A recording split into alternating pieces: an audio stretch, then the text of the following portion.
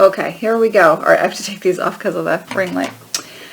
All right, so we're going to do the Colette Reid comparison, and I'm going to talk about all the Colette Reid decks that I have. This video may be recorded in several different parts, so you'll probably see me in a couple different outfits. Anyhow, so I had a very emotional experience in gathering all these decks together. I also really thought that I had the Enchanted Map Oracle. I remember repurchasing it when I moved back to New Hampshire from Maine, so I'm confused as to why I can't find that deck, but I can't find it anywhere. And I had considered waiting to do this video until I purchased the deck on Amazon, but in this exact moment, I don't feel called to purchase the Enchanted Map Oracle to work with it. So it really felt to me like I didn't need to purchase that just to make this video. So I do not have a few of her decks, and I'm going to go over my understanding from her website of the decks that she's made. If I'm missing some, I'm sure you guys will let everybody know in the comments below what I missed. But the list as I was able to find them are the Wisdom of Avalon Oracle, the Wisdom of the Hidden Realms Oracle, both of which I have, Wisdom of the House of Night Oracle, which I do not have. I just didn't feel called to purchase that one. It's based on a teen book series, I believe, and it just didn't call to me. The Enchanted Map Oracle, which I thought I had and I don't have right now, or I can't find it anyhow.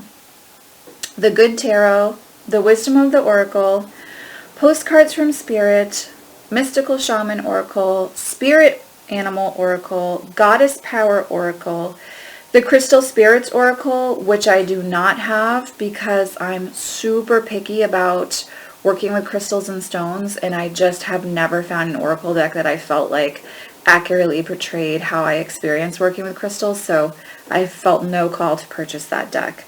And then Oracle of the Seven Energies, which I just did an unboxing of yesterday. So I'm going to go through and talk a little bit about them, and I'm going to let you know my favorites and which ones I feel like kind of failed, or not failed like for everyone, but just I haven't resonated with. I'm going to do a separate standalone though, and that's Postcards from Spirit, because they're actually just messages from your spirit guides. You don't read them like you would a normal card deck. So I'm just going to show you every single card is like that. This just with a different message. You get a message from your spirit guides or your spirit tribe to guide you through your day. It's an affirmational deck. I use this either if I need a message from my guides and I don't feel like I'm in a space to get that message myself or to receive that message myself, or I use them at the end of energy work or healing sessions or a reading for a client if they feel called to draw from this deck. I don't use it all the time, but when I do, it's a very positive, lovely deck. So that's Postcards from Spirit. I don't feel like you can compare this to the rest of the cards because it's not, you're never going to use this for divination. Like, this isn't going to do that job. That's not what this deck is for. It's purely an affirmational deck. And I think, yeah, it's $19.99. Like, I think the price card is a little bit ridiculous, but that is Postcards from Spirit. So I'm going to attempt to go back to the beginning, which means I need the Wisdom of Avalon Oracle. Of course, like some of these I didn't keep the tuck box for, so this is the Wisdom of Avalon Oracle. This is the only deck that doesn't have artwork by Jenna DeGratella. If I'm butchering her name, I apologize. Let's see. I'm pretty sure. Does it say here? Anyhow, Jenna DeGratella, I believe, yeah. Della Grataglia is her last name. This is the only deck, to my understanding, besides Postcards from Spirit, which actually Jenna did the backings for, so never mind, she did do the artwork on that, that doesn't have artwork by Jenna DeGrataglia. Now, some people complained about this deck. It got a lot of smack talk when I had first purchased this, because there's different artists and there's a whole series of what she calls sacred markers that are all just images like this, and people felt like she had kind of phoned it in. I might have even felt that way. The farther along I've moved in my reading, and the more that I've come to understand Colette's work by reading some of her books as well, she's using those sacred markers. She looks at like our life story, much like the major arcana in tarot, like this map. And everything that we do, there are signs, there are guides, there are markers on that sacred journey, encouraging us to open up to our soul's fullest potential in this life. And so those sacred markers are serving the point of those markers in the journey, or signs from our guides about our path. So some people complained about that back in the day. I'm going to show you some of the imagery. This is back when the decks from Hay House were gilded, and the cardstock was a little bit better. So for most of them, you get card image, then you get 3 or 4 keywords and a card title with a number. And so there are messengers of Avalon, guides of fairy, animal guides of Avalon, and then let me see, I'm pretty sure I said messengers of Avalon, but just in case. So she's loosely working with the myth of Avalon here. I mean, Colette certainly does research for each deck. I don't know if we would necessarily say she always goes the deepest that you could go, but she at least does research, and I believe she does approach her decks intentionally. So, yeah, so let me just make sure I didn't miss. Yeah, so then the sacred journey markers look like this. But this is a nice deck if you're just starting to work with Oracle or tarot. It's very user-friendly. The artwork is not too intense. It's kind of soft and gentle, but not preachy. And it is working with myth, so you do get that kind of feeling. And the guidebook, while not being, really in-depth, is definitely going to give you a jumping off point in your journal work, and also it does give you the ability to be able to read with the deck well. So Wisdom of Avalon, from a scale of 1 to 10, I would give this one a 7. It's very enjoyable. The backings are okay, and it's one that I still have it in my collection, and I do read with it on occasion. I don't read with it as much as, say, Wisdom of the Oracle, but it is one, so I'd say like a 6.5, 7 out of her decks, if I were rating them on a scale of 1 to 10. Now again, I'm not being mean in my rating, like I'm just giving you my honest viewpoint. You guys seem to like that. It's what I've always done. So you may get it and you may absolutely love it. It's different for each of us. So the next one that I have is Wisdom of the Hidden Realms. So now this is the first one that Jenna did. Of course, Colette's in the deck. This was kind of like a Hay House thing that they seemed to do for a while, where the deck creator, like the artist, would put them in the deck, like Colette and Doreen Virtue. Like, it seemed to be a thing. I don't know if it's really necessary, but whatever, it's fine. Anyhow, that's her on the cover before she was a redhead. So very similar experience with the tuck boxes. I've kept all the tuck boxes except for 2, 3, which those had those bigger tuck boxes that I didn't really love as much. But this is the same tuck box size as Wisdom of Avalon. Now in this one, it's like the Hidden Realms. So she's talking about, so we did the Myth of Avalon, now we're in the Hidden Realms. It's kind of like on the other side, and guides on the realms of the other side. And in this, she does use reversals as challenges, and they do have separate meanings to upright. So if you are someone who likes to use reversals, and this is a great deck for that. I actually really love this card deck backing a lot. I think it's super beautiful.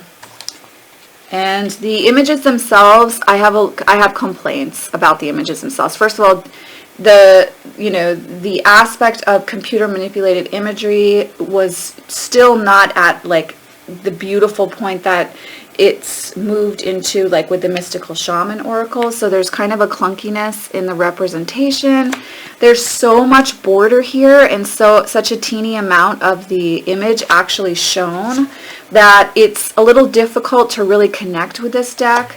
So as much as I actually like the guidebook and find it more useful than the Wisdom of Avalon, I actually use this deck less because this just gets in the way and makes for a heavy reading. I actually don't like the way that it looks next to my tarot decks in a reading, and I very rarely use this deck even for myself as much as I want to, because I do actually think it's a good deck. This is just too much. It's too heavy. But if you are a beginner, the title and keywords are right there up at the top. That's very helpful.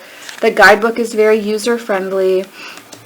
And again, we're using a sacred journey map, and these are these guides that we come up against on our journey, and they have specific messages for us. So this is Wisdom of the Hidden Realms on a scale of 1 to 10 for my, like 10 being the most loved of my Colette decks.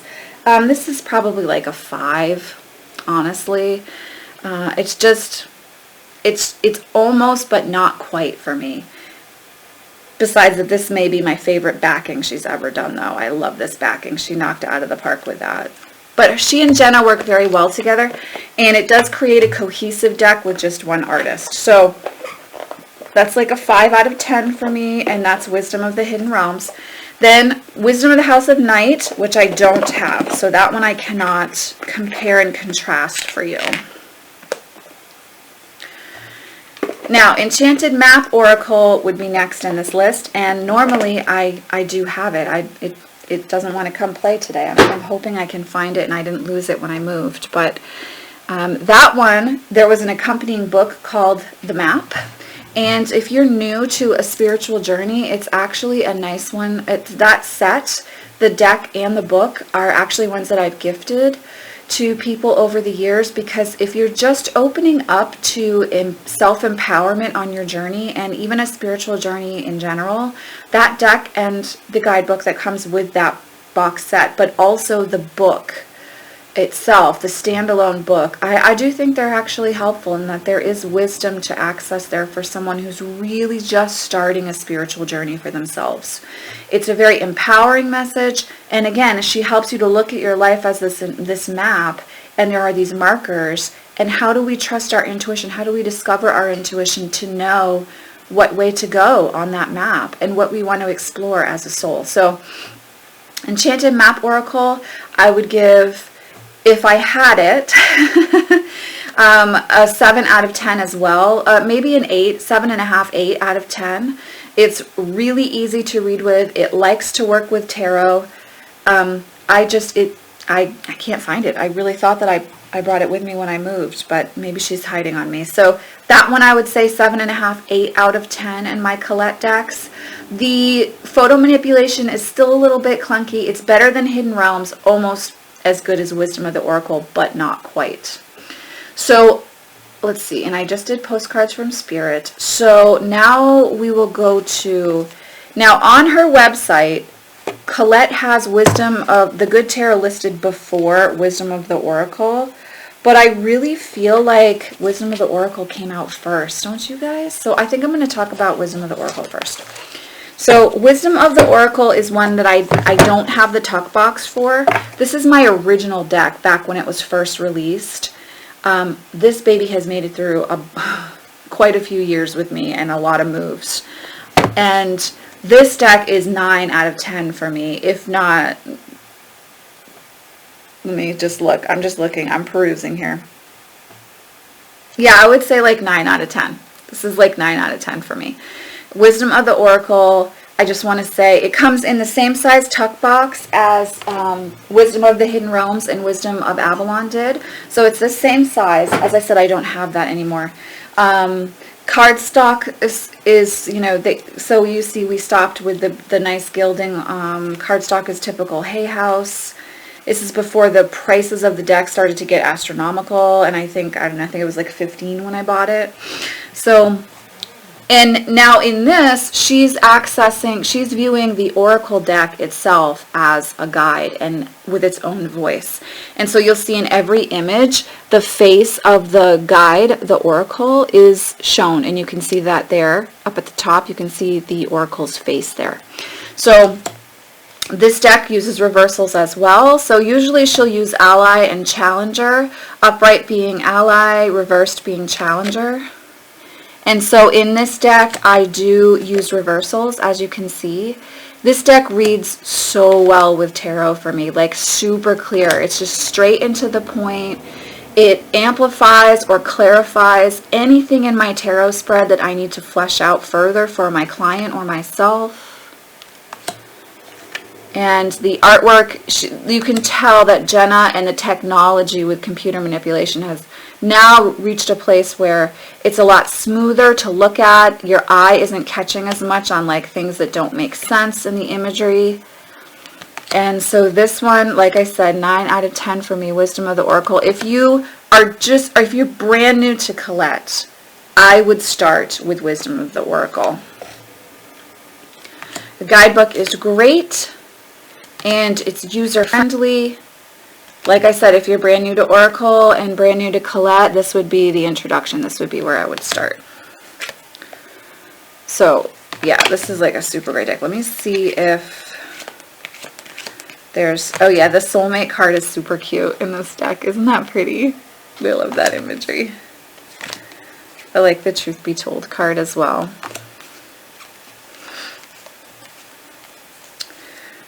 There was one, oh yeah, Loyal Heart. I love that imagery too. So that is Wisdom of the Oracle.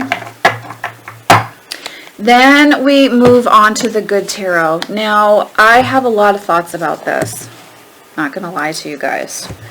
I am an old school tarot reader for the most part. I don't think that we should fuck around with the traditional names for the cards. They're specifically chosen. Changing the Tower to a name that makes you feel safer doesn't change the fact that the Tower typically sucks to deal with. It's just, I don't understand it. I don't think changing a name makes things magically better or easier to handle. Part of why many of us turn to a spiritual path is so that we can find a sense of balance and empowerment for ourselves. And running away from what scares us doesn't help us to deal with stuff. So I have a problem with the fact that Colette made this deck gentle and sweet and user-friendly. Yes. That being said, this deck is really beautiful. It is gentle. So if you have a client who's really scared to get a tarot reading, it's their first tarot reading, someone who has a lot of fear, then this is a really nice deck to use for them. If you're going and doing a bunch of readings in one night, this is a lovely deck to use for that type of thing. So it's a beautiful deck and it does work. I give this a 7 out of 10 as much as I hate the fact that she changed the names. The artwork is, for the most part, really lovely. And like, here's the Hierophant. And it is easy to read with and to understand the message. That's the messages that are coming through. But I really, and she does use reversals in this deck. As you can see, I've got reversals set up here. But I do really take umbrage to the fact that the names have been changed. Like, Death has become Transformation. What the fuck? Seriously? Like, it's the Death card. You're reading tarot. If you want to make an Oracle deck, that's fine. But tarot is tarot. So, anyhow, I digress. But then, like, this Ace of Earth is absolutely gorgeous. So, the names have been changed. It's been made into a gentler, sweeter deck, but it does read really well. I can't lie about it. It does read really well. And the reason why I put, like, Judgment is call. You see that? Whatever.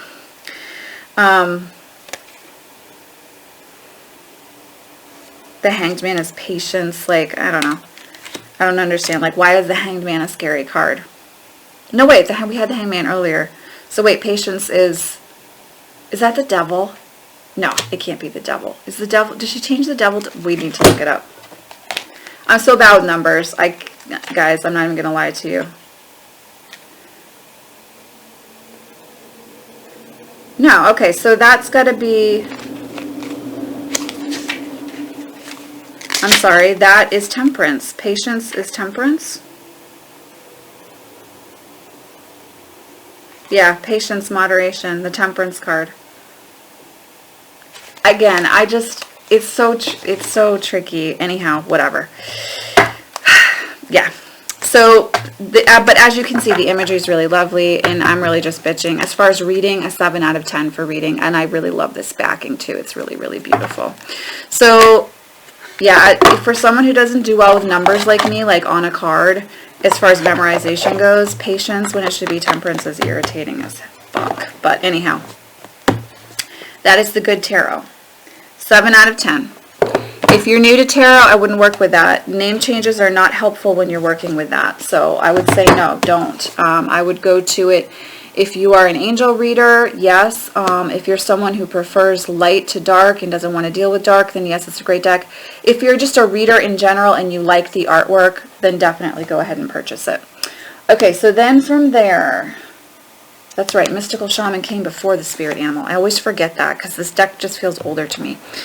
The Mystical Shaman Oracle gets a 10 out of 10 for me. This is the guidebook that came with it, different from the others. It's a bigger deck now with a full card representation. And then she has the essence, the invitation, and the medicine if it's in reversal. Albert Villoldo, Colette Reid, and Marcella Lobos made this deck. This is not just Colette. I should clarify that. And someone told me that there's another deck in this series coming out next month in February, so that's very exciting. This is a 10 out of 10 for me. This is like the epitome, the pinnacle of Colette decks. It's everything beautiful about working with a Colette Reid deck. And Jenna knocked it out of the park with the artwork. It just is so beautiful, and you really feel this deck. And I do feel that they chose really beautiful shamanic signs, symbols, and markers. Again, looking at our life like that sacred map. And it's beautiful. The guidebook is super helpful, very clear. This is a deck that works either alone or with tarot beautifully. I can't say enough about how much I love this deck. It's just absolutely gorgeous. Absolutely, absolutely gorgeous. I've only just come to love it more over time. I work with it often. And it's just beautiful. It's 10 out of 10. There's like nothing that needs to be changed about this deck in my opinion. It's just absolutely gorgeous. You definitely do want to give the guidebook a read through and pay attention to the guidebook. Like I wouldn't ignore it. For sure. And I do have reversals in this. I'm just flipping them up right where I can so that you guys can see. The Sorcerer is absolutely beautiful. I love the Jaguar. Oh my god, I'm like pulling this out and talking about it, and now I want to work with it even more. I'm like, ooh, I think when this video is over, if I have some free time, I'm gonna do a little card. Oh, the Seer. That's like one of my favorite images in this deck. The Medicine Wheel is gorgeous.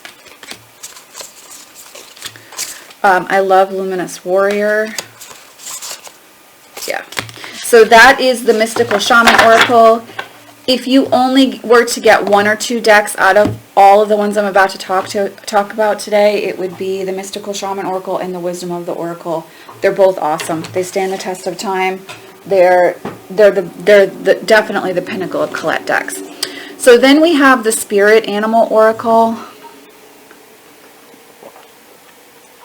This was like really popular.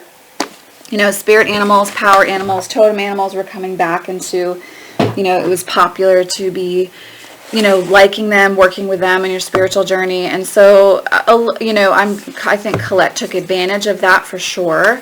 Nice typical tuck box. We've gone back to the smaller typical size for her tuck boxes. I've gifted this deck to a lot of people who absolutely love it. Oh, I should have shown for the Mystical Shaman Oracle. That's the backing. Here's the backing to the Spirit Animal Guide, Oracle, excuse me. And this is the guidebook, a much fatter guidebook than normal. And you're getting a protection message if it's reversed, and the general oracle message if it's upright. It's a good deck. I mean, I give it a 6.5, 7 out of 10. And if you're called to work with spirit animals, it's a really nice introduction into the energy. I don't feel as connected to this deck as I do the Mystical Shaman Oracle. I think you can tell that. But I also don't know if it's just because the Mystical Shaman Oracle was so amazing that her next deck was just always going to be like not quite the same, if that makes sense. So anyhow, I don't know. But I love that she has White Raven in here and that it's number 66.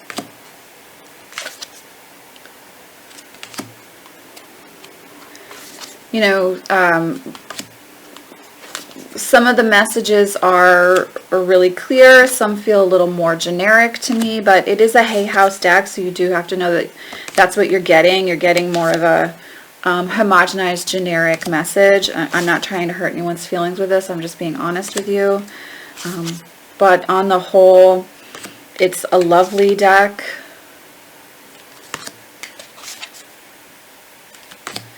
And it's really big. It's a large deck too, so just be prepared. It's 68 cards. It's almost as many cards as a tarot deck.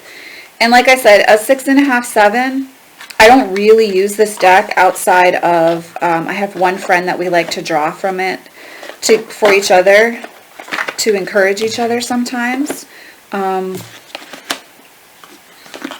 But I don't really use this in client readings, and I don't really use it for myself all that often. So it's one of the ones that I go to the least. So that's the Spirit Animal Oracle.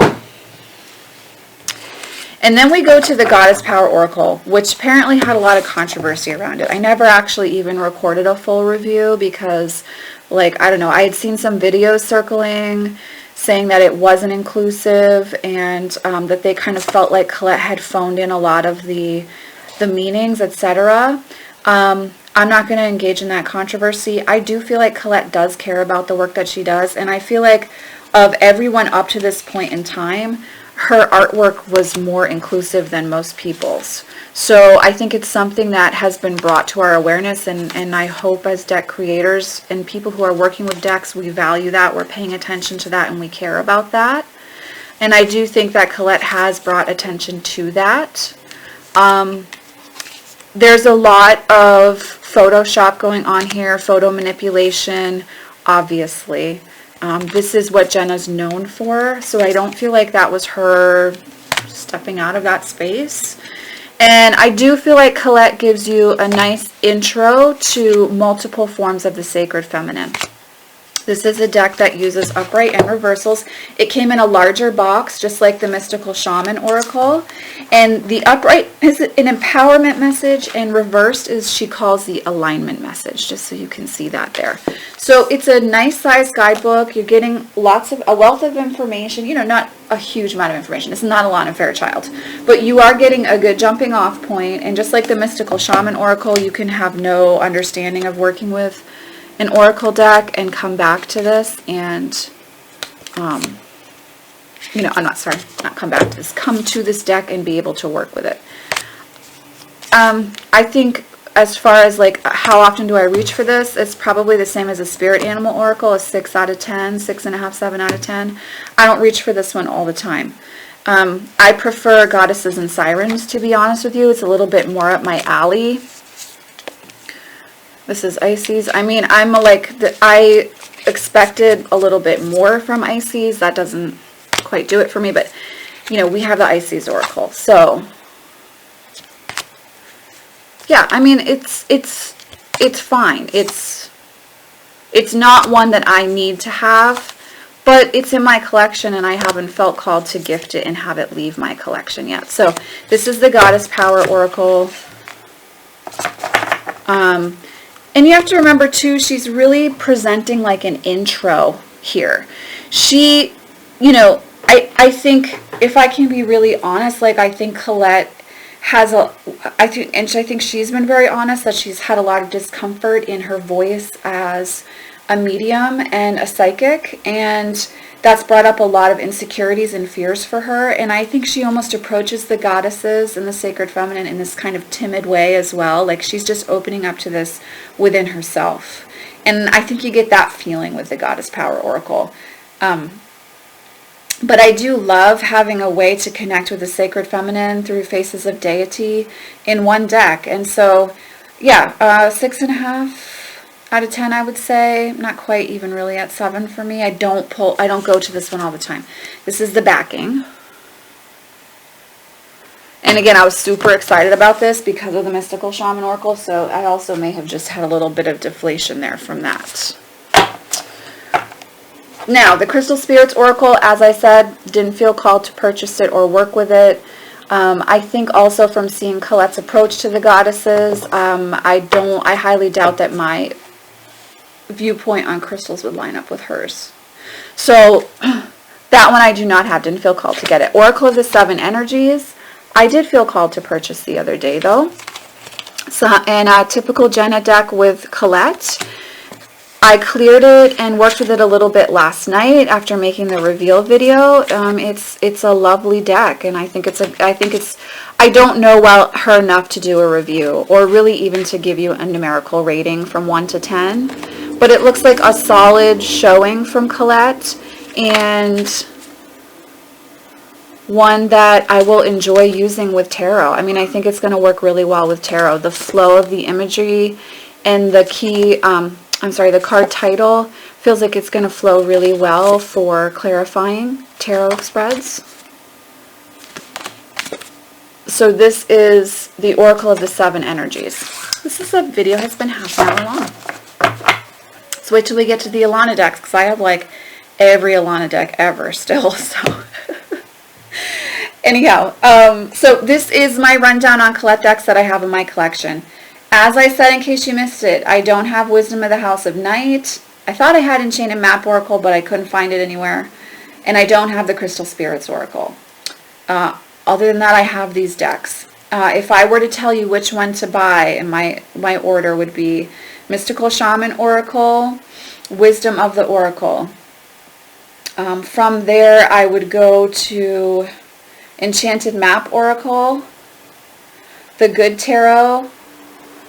Actually, I would say Oracle of the Seven Energies, the Good Tarot, Wisdom of Avalon, and Wisdom of the Hidden Realms.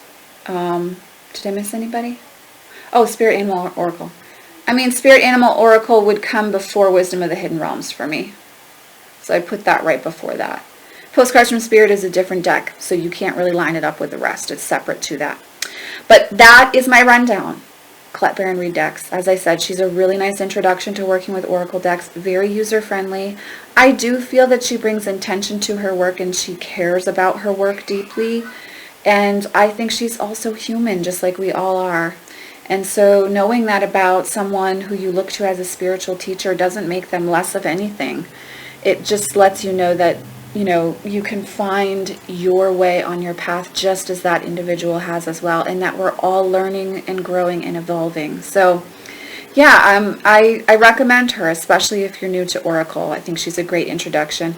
Very user-friendly. The artwork isn't going to offend many people, and they're gentle decks with guidebooks that are not daunting. So those are my thoughts, guys. Much love, many blessings. See you in the next video.